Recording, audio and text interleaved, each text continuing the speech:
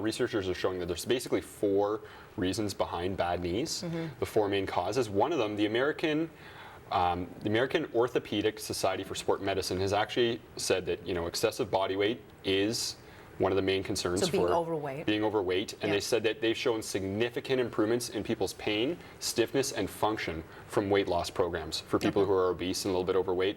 In their studies, they showed, people with an average weight loss of 57 pounds over 6 months experienced these huge benefits. So I'd say, number 1, if you're overweight, start with weight loss first to lessen the strain. Before you start working out. Yeah, exactly. Yeah. I mean, just start with, modifying the diet and start with some light exercise in the beginning. Now, another common cause for bad knees is faulty biomechanics. So a lot of people have muscles that are very tight in the front of the thigh, and what it does is it pulls the kneecap into the groove, which creates grinding and friction, which accelerates the wear and tear. Okay. And additionally, people may be tighter on the outside of the thighs. You hear a lot about tight IT bands. Yeah. Then that pulls the kneecap into the lateral ridge of the groove, and that contributes to the wear and tear as well. And one of the things that people don't realize when it comes to healthy knees is that if you want to improve your knees, you also have to have good mobility in your hips and ankles. Yeah, get those hip flexors. Yeah, just keep the hips and ankles loose. Yeah. Because the knees are a hinge joint. They're only designed to work in one plane of motion, and the hips and ankles are designed for more of a circular range of motion. Now, if you have any range of motion restrictions in your hips or in your ankles, then it's going to lead to mobility compensations being referred to the knees. So once again, your body's going to try to compensate with extra mobility in the knees, and that can create torque, and that's when people start to tear ligaments and tear muscles and stuff in and around the knee joint. So you don't want to just look at the knees, you want to look at the muscles that are surrounding as well, and joints that are surrounding as well. Okay, so I'll speak from my experience. Yes. I keep knocking my hips out because my hip flexors are too tight, so I keep going to get adjusted. And I notice that every time I knock my hips out, everything else goes with it, from my back to my neck to my knees and my ankles when I skip. Absolutely. Everything's connected to everything else. It's just like that children's song. Yeah. Knee bones connected to wherever. So what happens is, if you think of it like a group project in school. Right. Everyone remembers you always had that one lazy member in the group project and they wouldn't do anything, so everyone else had to work that much harder. So that's what happens with your biomechanics.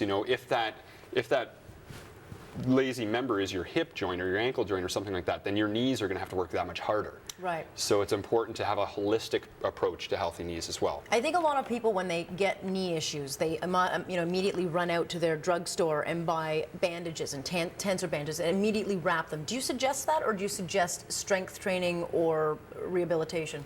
In the short term, I recommend getting the inflammation down with doing things like bandages and ice. And with the bandages, I mean, if you hurt your knee, you've got a 10-minute window of opportunity in which to create the pressure gradient by wrapping it so that it doesn't swell up. Because if it starts to swell and it reaches that pressure gradient, it'll stop and it'll reduce the swelling.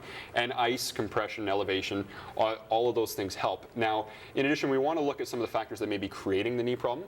So researchers from the University of California, San Francisco have showed that excessive bending of the knees on a daily basis can lead to bad knees. So they said that doing 10 flights or more of stairs per day has been shown in their research to create bad knees. So I know everyone says take the stairs instead of the elevator and everything else. Well, too much stairs can be a bad thing.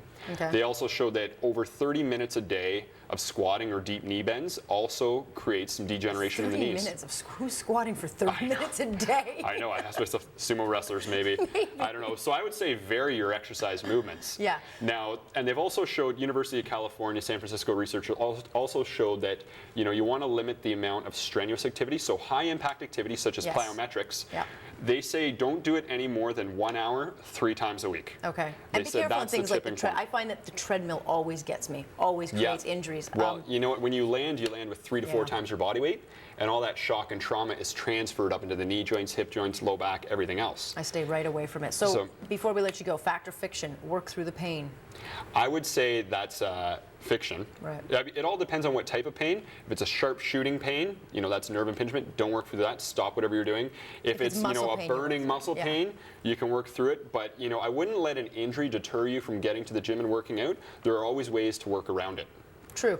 So, and then besides, in the long term, if you create healthy supportive muscles, it can help to protect your joints in future so you experience less joint pain. Yeah, it's true. And of course, doing things like icing and visiting. I mean, I do get adjustments here and there. I mean, it's like, an athlete, they tune their body up. to keep it going so it can work better for them. But you're right about the knee pain. I think it's an age thing too. To some degree. I think that's an excuse. I think I think with aging, people use the age excuse more maybe than anything.